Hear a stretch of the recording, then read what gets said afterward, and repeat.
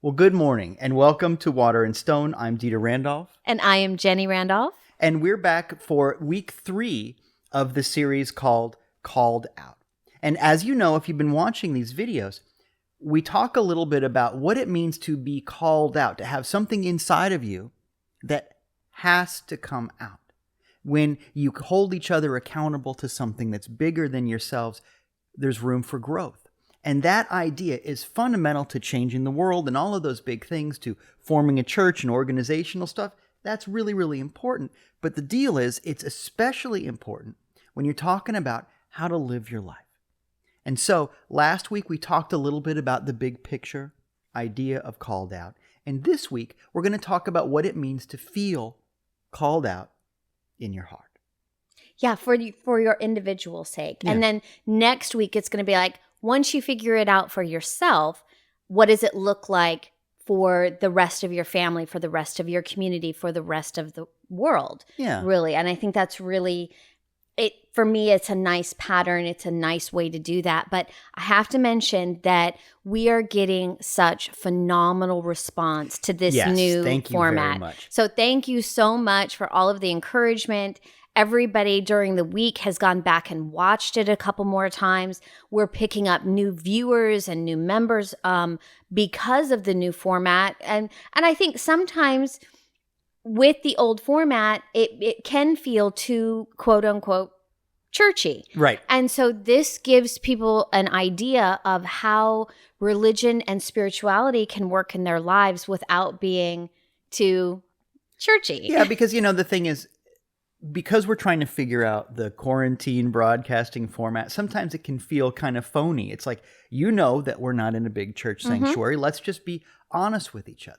And so I'm really grateful. Everybody's having to stretch a little bit. So we want to thank you for your flexibility as we figure this out. Every week there'll be new things that we're adding, and we're trying to listen to the feedback that we're getting. And we've gotten a lot of great feedback, not just on a technical level. Hey, have you tried this? What if you sit like this? Have you tried 2 cameras instead of 1? Those kinds of things, really important. And we're so grateful, as always, to the people running the technical stuff. But also we've gotten some good feedback from people who are working on the homework and things like that. And we'll get to that in just a minute. But I did want to say at the very top of all of this, before we get into our opening prayer, there's something really, really powerful about that basic idea of start with the big idea and then work on how that feels in your heart and then do something about it in the world. There's that trinity of Father, Son, Holy Spirit, mind, idea, expression, spirit, soul body. and body. That idea, and it is the way that things work. But I want to remind everybody watching that look at things in your life and make sure that they have that threefold aspect. In other words, are you sure that what you're doing is connected to some kind of a bigger idea, a bigger purpose? Do you really feel it in your heart? If not, why not? And are you doing something about it? A lot of times in life, there's 1, maybe 2 of those things at play. But if you want an impactful life, try to find a way to get to all 3 levels: spirit, soul, and embodiment. And that's when things start to change for you. So with that in mind, with the idea of change in mind, and in gratitude for this incredible family that we are figuring out together, let's have our opening prayer.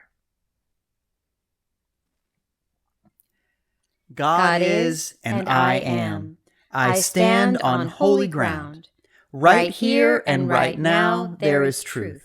Right here and right now there is freedom. Right here and right now there is life. This is who I am. I am ready. From now on I speak the truth. From now on I choose freedom. From now on this is my life. The unstoppable love of God prepares the way. I am ready. And so it is, and so it does. In Jesus' name, amen. Amen. And so at the top of this conversation, I wanted to say that we've gotten, as I mentioned a moment ago, we've gotten some really good feedback, so much so that I wanted to print out some of it. Yeah, we wrote the questions, yeah. And we got a bunch more things, some of the things that we're saving for later. And some of the things that came in, frankly, were the kind of things that felt like I needed to deal with on a one-on-one basis. And I want to remind everybody that there's still room for that. If you've got a question or a comment or a prayer request or whatever it is that's private, there's still room for that. Not everything you say is going to get on the show.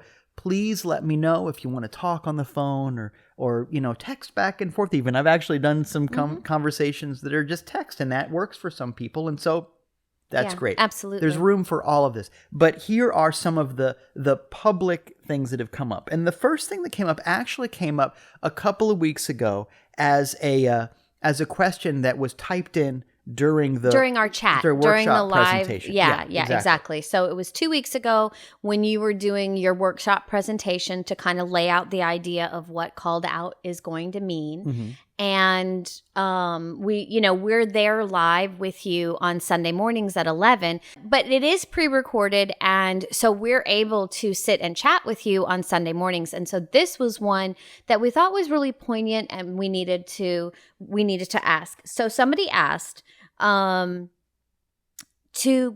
wanted to know the difference between quote unquote drawing out and tacking on, which is basically facts versus truth. Well, and I in the moment, I gave a very quick answer to that, because I don't know if you remember, if you've seen the workshop thing from a couple of weeks ago, and if you haven't, please go back and watch it, because it's going to make a lot more sense. But I talked about the idea that the word education comes from the root educare, which means to draw out of. And what I was talking about is the idea that whenever you've really learned something, that process is that somebody or something, usually a teacher, but it can be an experience, an environment, whatever.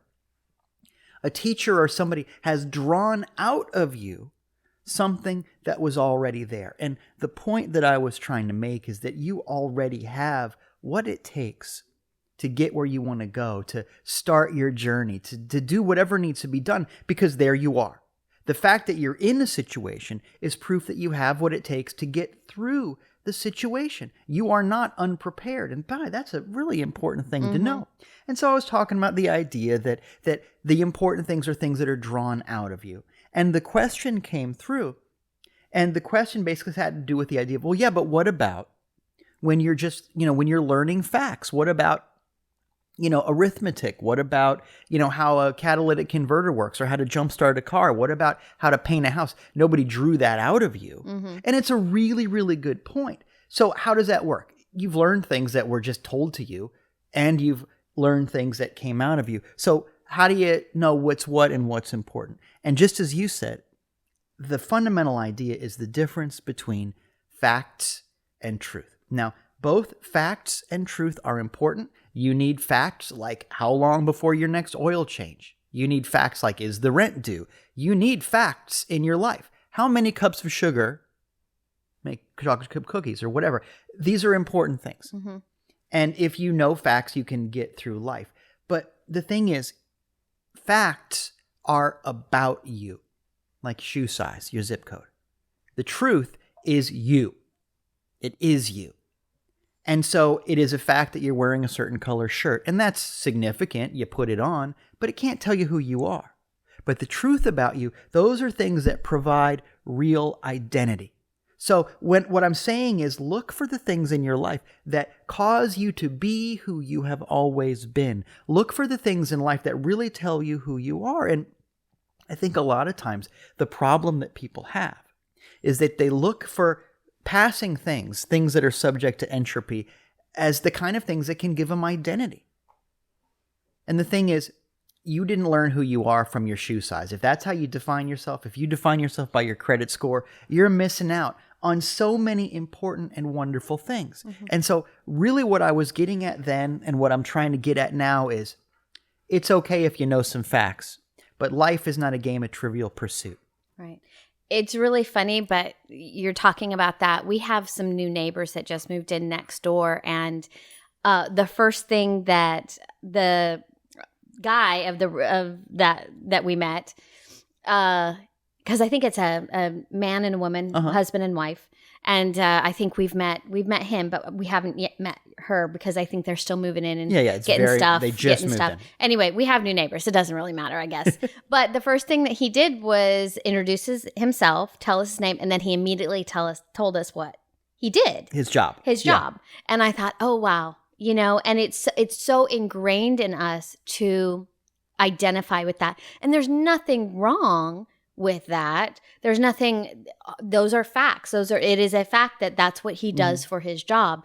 But I was kind of proud of us because we didn't tell him what we did. Yeah, because we just said, hey, this is here's our names, this is who we are, and here's our number if we ever need to pick up a package for you, or, you know, whatever. And it was just a very nice exchange. But it made me think that I was very proud of us that we just didn't say, well, my name is this and this is who we are. We really shared a piece of who we try to, were, you know, it's one of those things because but it's habitual, right? Oh, you have to, and it's a practice no knock thing. on our neighbor. Everybody does it. No. It's so common.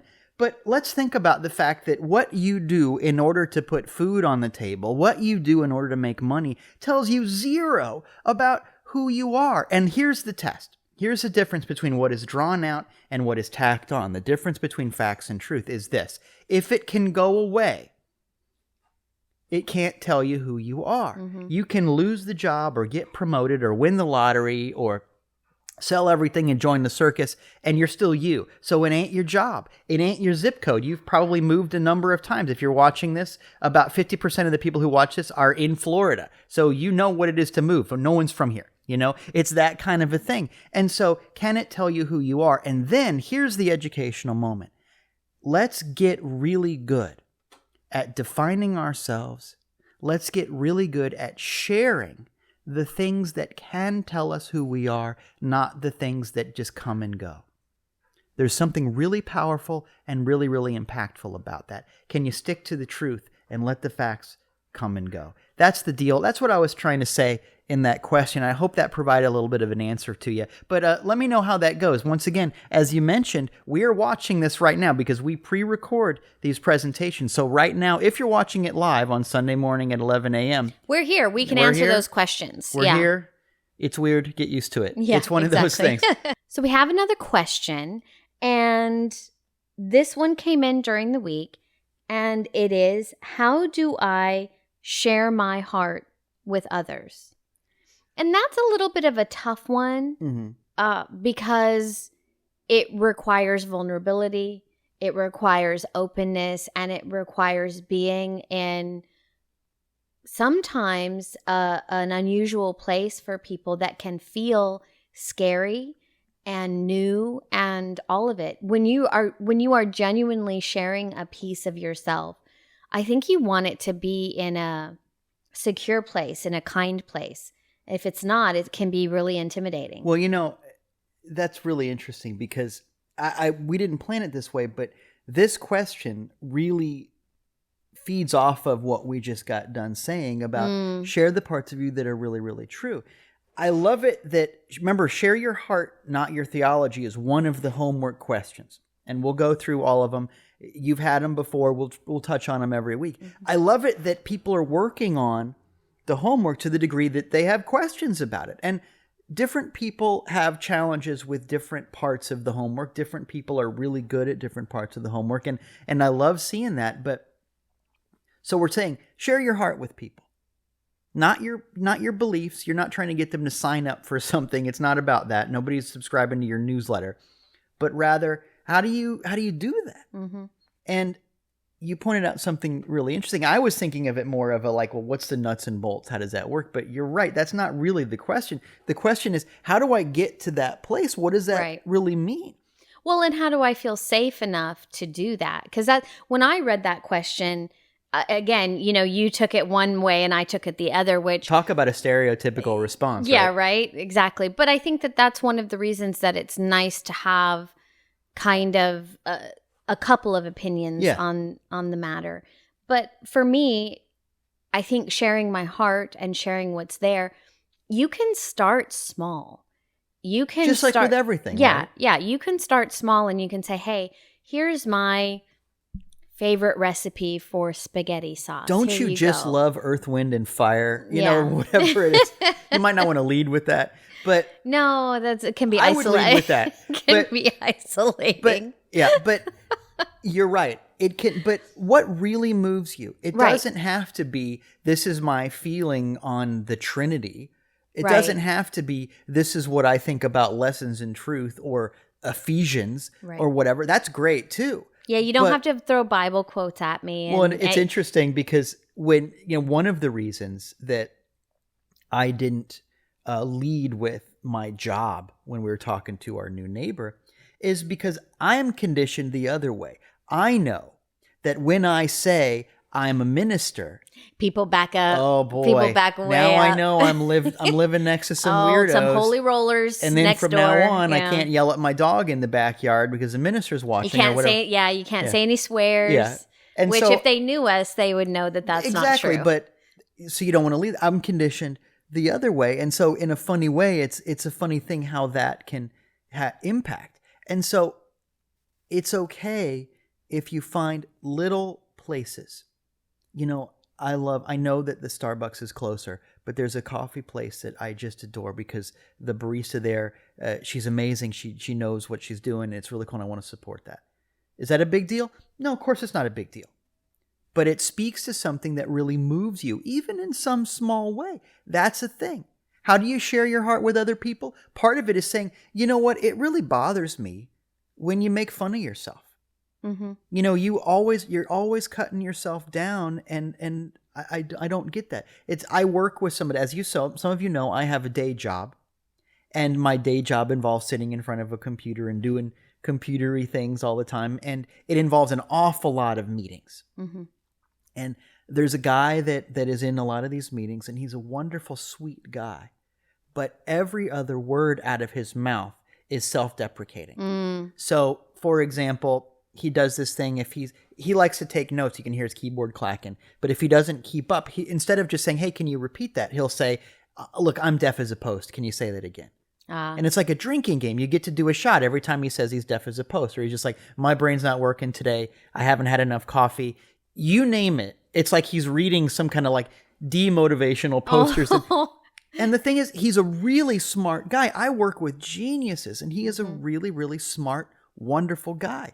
And so the other day, I don't know if I told you this, the other day, it just so happened that everyone had signed off of a meeting, and you can see in the little thing in Zoom who's left in the meeting. Mm-hmm. And it was just me and him. And I said, hey, can I ask you something real quick? Now it's just you and me. I said, and I didn't really have anything to ask him, but I knew that would keep him on the phone, so to speak, for a second. And I said, I'm not judging you. Everybody's got their own style, but I just want you to know that I think you're doing a really great job. And I'm really happy that you're running these meetings, and I'm really glad to be working with you. Mm-hmm. It's not always easy what we do, and I just want you to know. And it cost me nothing. Yeah, it costs nothing to be nice. And I know that made his day. Aww. But what I didn't do, what I kind of wanted to do, frankly, but I had a chance to think about it. What I wanted to do is get very specific and say, stop saying you're deaf as a post. Stop saying you haven't had enough coffee because, blah, blah, blah. But he may not have been ready to hear that. He may not have been ready to accept that. So why not just say, hey, you know what? Mm-hmm. You're awesome. Yeah. And just do the positive reinforcement from that end. Yeah. And see, that's the difference. Once again, we say share your heart, not your theology. It would have been more theological if I'd have gone point to point and said, when you say this, it's bad. But instead, my heart is, I like you. You're a good person. But that's also, my heart. That also goes back to facts and truth. You're doing A, B, and C, which is, he's doing them, but you don't know how he feels. You don't know the truth about him. It could be that he doesn't really feel that way about himself, but that it's something verbally that he's doing habitually or something like that. And sometimes you're assuming you're assuming a lot. So you it's so much more powerful to come from that space of, hey, I just love you, and you're doing a really good job. I think that's fabulous. And so one of the ways you can share your heart is just by saying, hey, you know what? I'm really happy that we're here in this moment. It doesn't have to be fancy. It doesn't have to be a big deal. You're not hitting on them or anything like that. But I want to get back to something else. I know we've talked about this for a minute, but I want to get back to something else too. And that is, just like everything else in the world, there is never a right time. There is never a quote unquote safe time to do it. When you think about, we're going to save up enough money to go do this, or when I finally get validation, I'm going to, sell my novel, or when I get a clear sense that person loves me, then I'm going to ask them out to the fall social or whatever. That's reverse. It never works that way. I don't think there's such a thing as a fall social. I sound like I'm 97 I know. years old. I'm like, But- how old are you? But you know what I mean. Let's listen to some gramophone records together. But you know what Sit I on mean. the Davenport. That is sit on the Davenport. And The Schifferow. you know what I mean. There is no, it doesn't work that way. You're not going to know they love you, and that will give you permission to ask them Right. on a date. You ask them on a date, right? Life is like that. I'm here to tell you that there is no outwardly safe time. There's always going to be more money that would make it easier. There's always going to be, well, if I had a couple more days off before I went on that project, there's always going to be a little bit more. If you define yourself by the facts, there's always more facts, couple more bucks, couple little bit more time, whatever. Define yourself by the truth. And you know what? There's not a safe time externally, but internally, I feel honest with the way that I feel. I am Right. grounded, and that's real safety, in the fact that, you know what? I think you're a good guy. I'm grounded in the fact that, you know what? I happen to believe that love always wins, even if it's a heck of a battle. You know what? I'm grounded in that. That's my safety. The Lord is my rock and my redeemer, and I encounter that on the inside. And that's how you change the world. You don't wait for the world to get done changing. Good luck. Don't hold Right. your breath. Right. But you change the world by getting grounded in something on the inside. So how do I share my heart? Figure out what's in your heart. And then you'll find little ways if you give yourself to it. And that's the secret. You'll find Yeah, little give ways. over. Yeah. Give over. Yeah. Surrender. Yeah. It's part of it. All right. We're going to do one more question, Okay. and I'll go ahead and read that now. I get that I'm supposed to stretch myself. Am I allowed to want peace? Sorry, Yeah. I don't have my glasses on, y'all. So, yeah, let me read that a little bit better. Maybe make it closer, further away. I don't know. I get that I'm supposed to stretch myself. Am I allowed to want peace? And I loved reading that question because it's been a big thing for me for a long time to say you're not supposed to go looking for validation. And this kind of, it's funny, this dovetails on the other question that we just answered. Your job in life is not to seek agreement and validation and confirmation. Validation, confirmation, agreement, these are byproducts, not goals. You're not supposed to go looking for that. If you're the kind of person that goes looking for validation, first of all, it's never going to be enough. You're never going to get enough pats on the back and people telling you it's okay. Never going to happen. But more than that, you are here to challenge yourself. You are here to get out of your comfort zone because that is where faith lives. And we know that faith is the name of the game, right? This is a stepping out onto something. The other day, I wrote a blog post, and it had to do with a number of things. It was about the quarantine, about some other things. I'd love for you to go check out my blog on my website, waypastok.com. But one of the things I talked about is the pivotal moment. Remember the 1970s Willy Wonka and the Chocolate Factory movie, Gene Wilder and Peter Ostrom is the name of the kid that played Charlie. I pulled that out of the air. And the guy from Chico and the Man, Jack Albertson, I think, played Grandpa Joe and whatever. But anyway, the pivotal moment, and look, it's from the 70s. If I spoil it, I spoil it. The pivotal moment when Charlie wins the day, when he's given the chocolate factory, when all of his dreams come true and everything else, is after he thinks he's not going to get it. He Right. feels like he has lost everything. But Charlie gives the everlasting gobstopper back to Willy Wonka. In an act of complete faith, pure faith, come pure is a new word now. In an act of pure faith, he gives away this thing that maybe could have made him some money. He was going to sell it. Remember, Grandpa Joe was going to sell it. Yeah. Go watch the movie. It's a great movie. It's kind of scary. But anyway, he steps out on faith, even though there is no reason for him to believe that There's it's going no to do him outward signs, any good. right? But because he does that, Willy Wonka knows that he is pure of heart. He's passed the test. And this is right down the line of a Joseph Campbell hero story, kind of a moment. The hero has stepped out of his own ego. It happens over and over again. This is Luke Skywalker turning off the targeting computer. It happens over and over again. But the point is, it's that moment of faith where you go, I don't know how this is going to go. I'm just going to give. And so I talk about stepping out of your comfort zone all the time. I talk about not looking for validation all the time. I talk about it a lot. And so it is I'm so grateful that someone has finally challenged me on this a little bit, because Yeah, can there be a moment of dang peace? is it okay to... Can I stop working on this stuff for a minute Yeah. and just be content and be peaceful? Trust me, I live with him. No, there is Because absolutely. I sleep from time to time. You do. It's quiet. But it's a fair About 7 question. hours a night. Am I allowed to actually want peace? Is that okay? Because I really would like some. And, you watch the news and you just wish everything was quiet for a minute. Or, can we just not do the quarantine thing anymore or whatever? We drove down past the beach on one of our dates, because our dates consist a lot of, we have a date night. And usually we get carry out and we eat it in the car. Mm-hmm. We have a little bag that we pack with all of our drinks and our silverware and napkins and after dinner mints, because that's important on a date. But then we usually go for a drive or something, because I don't feel that it's responsible for us. I just don't feel comfortable yet. But so we drove down by the beach and there were so many people, no masks, taking selfies, hanging out, doing the thing. And it was so funny. I caught myself. These two guys gave each other a big hug, and I actually said, "There's no hugging. There's no hugging. Stop hugging." Yeah. And so I get seeing something like that and going, can we just calm down? Right. And you look at your own life, and I'm sure that there are moments when there's just one too many bills coming in or whatever, and you just want some peace. I don't need there to be a cure for cancer in this moment. It'd be nice someday, but right now I just want to take a breath. Yeah, I need something simple. Yeah. And something peaceful. And so what I want you to know is, yes, of course, it's okay to want peace. Absolutely. But let me say that peace doesn't look like what people have sold you it looks like. Here's what I'm trying to say.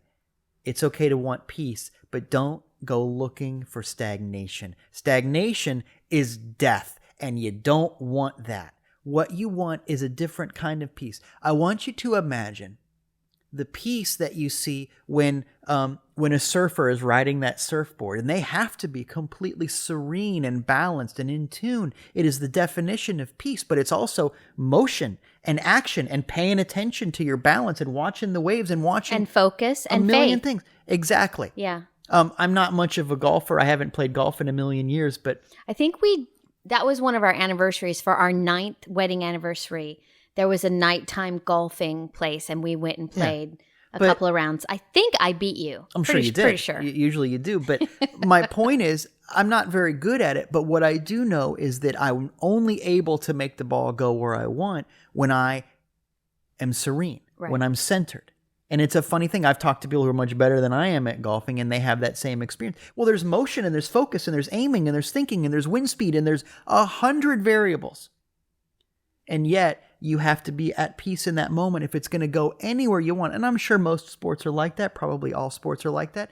It's not a piece of holding still. It's a piece that comes from being in tune with motion. You ever drive the car and you put your hand out the window and you surf the waves of the air going by? It's that piece. Right, because you're not, steering all crazy when you do that. In fact, you're more comfortable with your steering, and you're not veering into lanes, and you're not, doing crazy stuff. And yet you're able to have that moment of serenity. And really just I think it has to do with acknowledging being in tune with the oneness of the universe. I really do. Yeah. And if you can get there, it's because the universe is constantly moving. Yeah. Constantly changing, constantly evolving. So we're always changing seasons. Even our days don't last as long as they did yesterday. I mean, in this economy? No, but really, there's different. Yesterday the sun was out for a minute longer. Yeah. 60 seconds longer, 30 seconds longer. All of those examples involve focus on something. Right. So the one that pops out for me as I say this is, you've seen a ballerina spin, and they have a focal point. They have to have a focal point. And they spin and they come back to the focus, and they spin and they come back to the focus. And you've seen any kind of dancer do that. Well, that's it. The piece is, find yourself a focal point. Love, truth, beauty, inspiration. Let that be your piece. Life is going to keep on spinning. The world is going to keep on spinning. The days get longer and shorter and longer and shorter. Interest rates fluctuate. Hairstyles change. these things are going to keep on happening. But if you have a focal point, those things, just like at the very beginning, I love how all of this has worked together. It's amazing. We didn't plan this. But those things that can't tell you who you are will not rock the boat, the surfboard of your life anymore. Am I allowed to want peace? Yes. But it is a peace that passes all understanding, just like the Bible says. And one of the things that means is... It's one of my favorite childhood songs. I love, yeah. Peace that passes understanding. Yeah. Down in my heart. But the idea is, if it passes all understanding, it means you can't fit it between your ears. Right. Am I allowed to want peace? Yes. But you are not allowed to try and own it intellectually, to try and figure it out. Life is something that you feel out. So find the thing that makes you feel loved and loving, at peace and peaceful, these things. Focus on that. And the other things, the things that come and go, will continue to come and go. And it's going to be okay.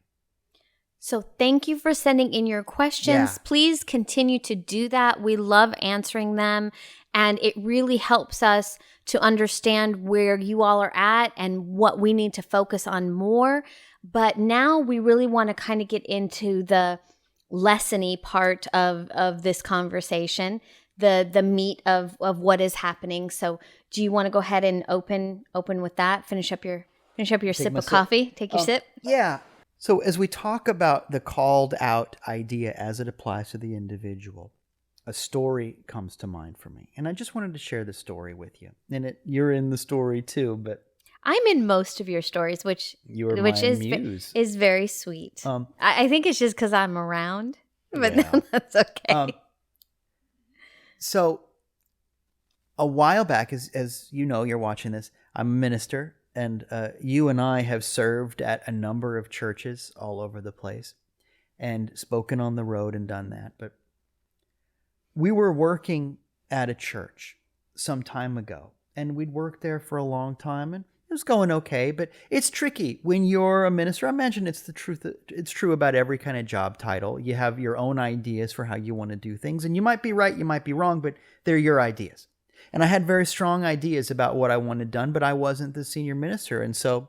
Yeah, whenever you have assistant or associate in front of your title, and it means, you're not the one really in charge of making the shots. Yeah, and that's okay. And that's okay there's because wrong there's with paying your dues. No, that kind of there's a time and a place for everything, and a time for learning and being that. But I think we had felt, or you had felt, that your time of learning was maybe approaching its end, and that evolving into a more senior role. Yeah. So imagine yourself in that situation, and I imagine that everyone has some version of that where it's like, okay, it's the moment when you're a teenager and you want to move out of the house, for example, where you go, you know what? I know I'm going to make mistakes, but at least they'll be my mistakes. They'll be mine, And so it got to the place where at this church, every time we would pull up to just go in for a work day at the church or to go do the service or teach a class, whatever, we would sit in the parking lot for a minute and just kind of have to okay, steel ourselves. Here we go. Take a breath, and really it was like mentally putting armor on. Yeah. And so again, yeah, whether or not you've served at a church, I imagine you have some version of this in your own lives. You get to that place where you go, okay. And so that happened for a good long period of time. And eventually it got to the place where every room of the church I was in, I was sort of mentally redecorating. Someday if I'm in charge, I'm going to do these things differently. Mm-hmm. And, down to, I think the board meeting ought to go like this. I think the educational program ought to go like this. I think the order of service at the church ought to go like this. I think the way that we do this and that and the other ought to go like this. We shouldn't be doing that, but we should be doing that. You name it. But I was mentally redecorating in every sense of the word, everything that was going on, and the overarching sentiment, the thing that I felt over and over again was, if this person, the senior minister, if this person would just get out of the way, right? If they would just get out of the way and let me do my thing, and I don't pretend like I know everything, but at least, once again, they'll be my mistakes. Mm-hmm. Well, I know that's ego. But in the moment, it was something that I could not escape. And so, well, I think we had felt like we had paid our dues, we had earned it, that we were owed it to a certain extent. I think, right or wrong. Again, right or wrong, and I think again, whether it was coming from an ego place or a place of just being tired, it was how we felt in the moment. Yeah. But so I had this feeling if this person would just get out of the way, and once again, you have your version of this. I bet you do. Think back. But something interesting happened along the way. I mean, first of all, we're both working as hard as we could work, doing things, and fairly successfully. Everything was going well by any metric you can imagine. By the outward facts, but everything was going well, but right? all of a sudden, something happened. Doesn't matter what. And we both got fired out of the blue, or so it seemed. And it was such an amazing, wonderful blessing. I know that seems like a funny thing to say, but I am so grateful because what happened was life, the universe, and everything, God gave us the lesson of, you're waiting for that person to get out of the way. Turns out that person was you. Ever since then, this is a real David and Bathsheba and Nathan moment. Go read your Bible about that amazing story. If you Google David, Bathsheba, Nathan, you'll hear the story where Nathan, the prophet, goes, "You're the problem," in so many words. And it's a beautiful, beautiful moment when you realize, oh, wait a minute, it was me. And I'm telling you this story because, first of all, I want you to know that the story has a happy ending. I've never felt better as a minister. Right. This was the beginning of so many wonderful things for us. We went on the road and we wrote books and we started Water and Stone and a million other incredible blessings. And we got out probably would have never done. Oh, no. And so I am profoundly grateful for getting fired. But what I want you to know is there are things in your life that are going on that might feel like there's just a cosmic clog in the universe, that there's just no way, that something's got to give. And it might just be that what needs to give is you.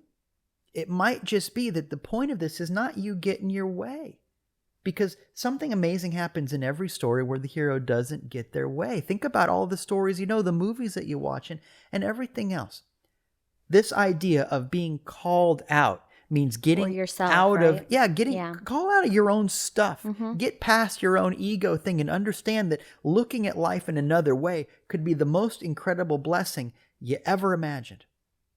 You didn't imagine. There's something that's calling you out. There's somebody or some situation that you feel like is the problem, and it could just be that you're not supposed to be there. It could just be that you are in the way of the flow of universal good. So take a look this week at what you can call out of yourself, what you can share with other people from your heart, and what you can get moving with in your life. Absolutely. Well, and when we talk about being called out, right? I think that there is a tendency to sit in your rightness.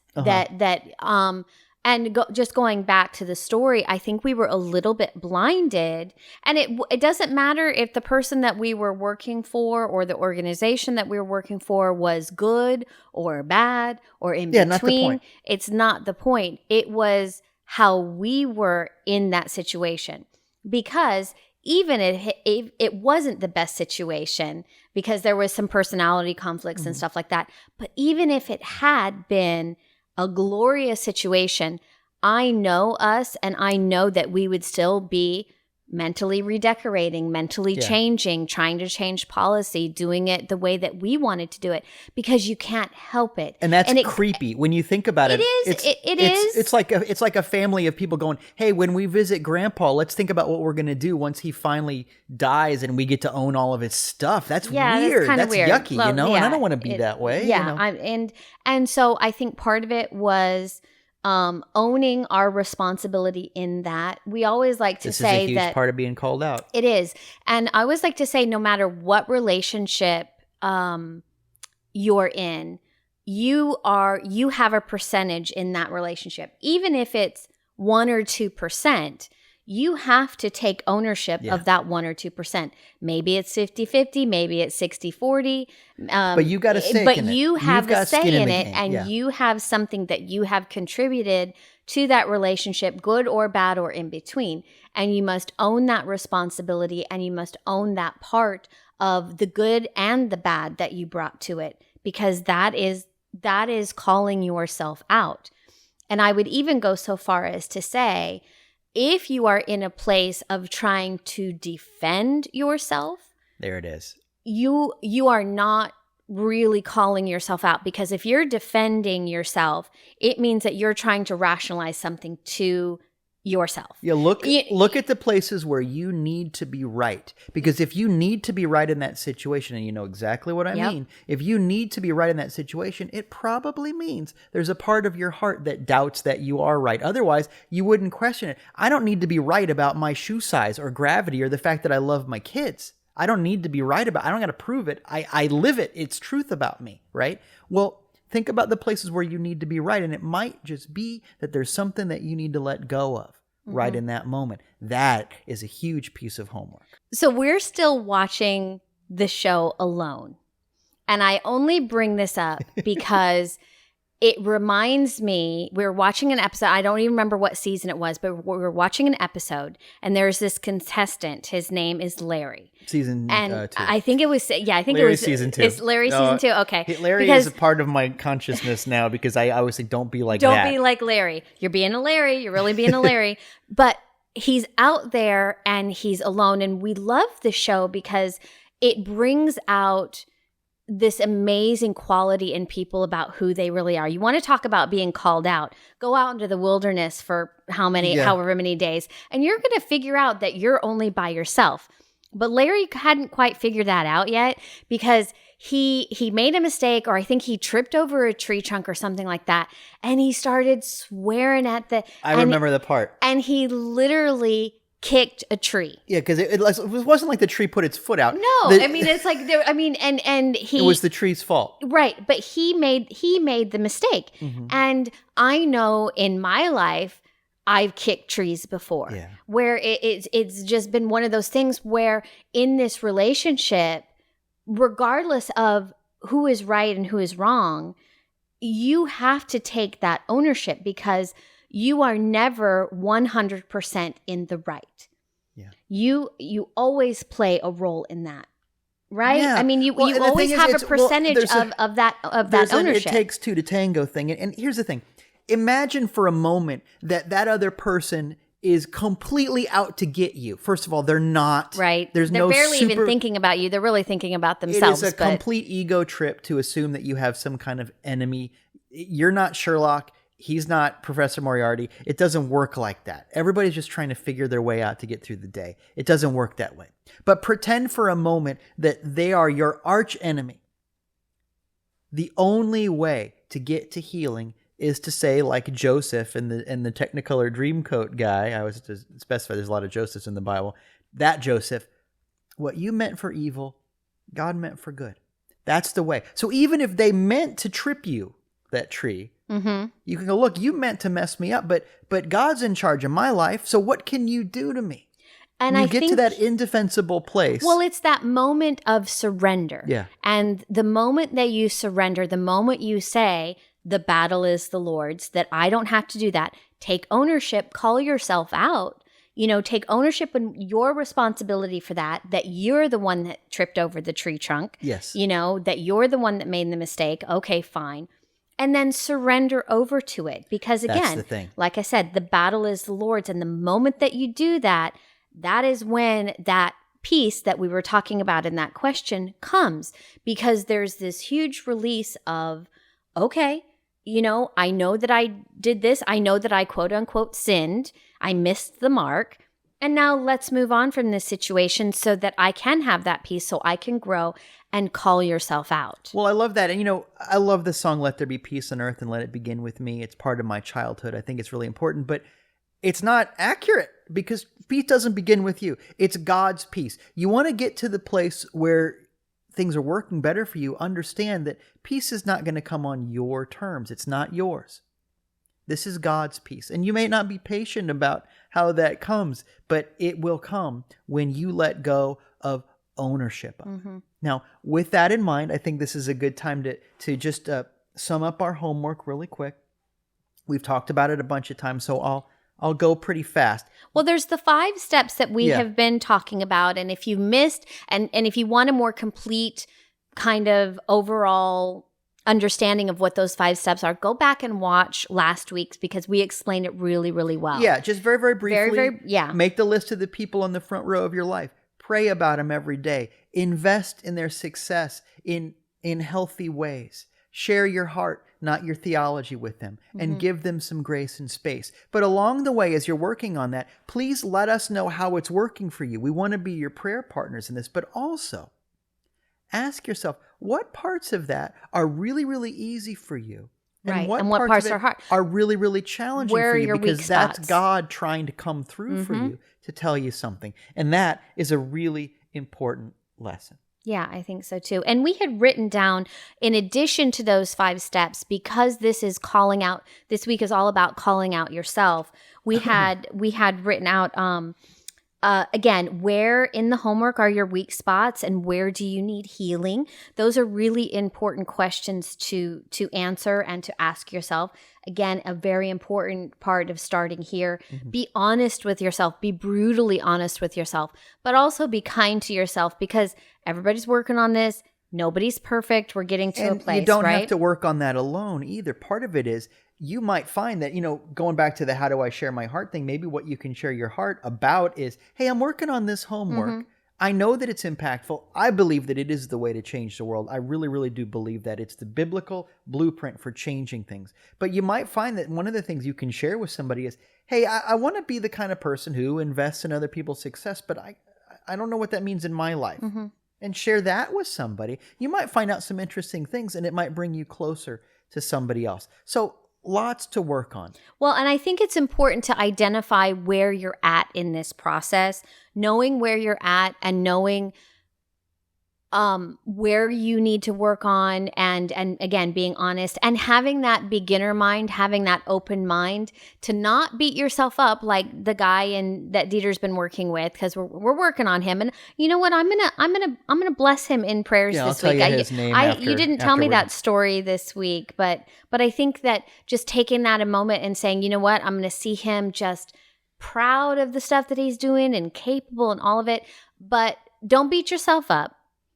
Identify where you're at, have an open mind, have a beginner mind, and then go from there, and small steps. Call yourself out in small steps. Share your heart in small steps in the way that you can do it, right? And Yeah. I think that that's such an amazing, transformative way to do this. Yeah. And like you said, it will change the world. It starts here. I know that it will. It's making an impact in our lives and in the lives of people who have been communicating with us. Please keep it coming.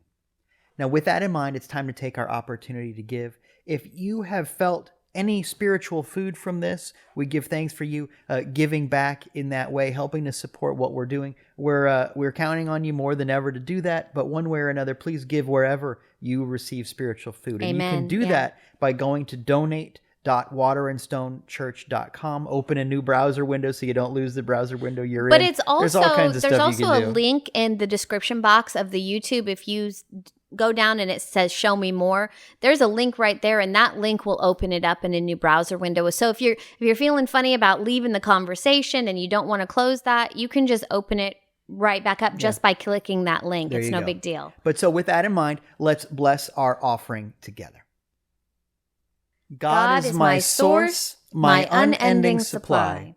With this gift, I carry my gratitude into action. God's blessings flow through me and fill my world. I give and I live with radical joy. Amen. Amen. And finally, as we close today, I want you to remember that you are not alone, because we speak the word as a family. Together, God, I'm ready for change. My heart is open. I'm not afraid anymore. My life is in peace and on purpose. Amen. Now go show the world what love looks like today. We'll see you next week. Thank you.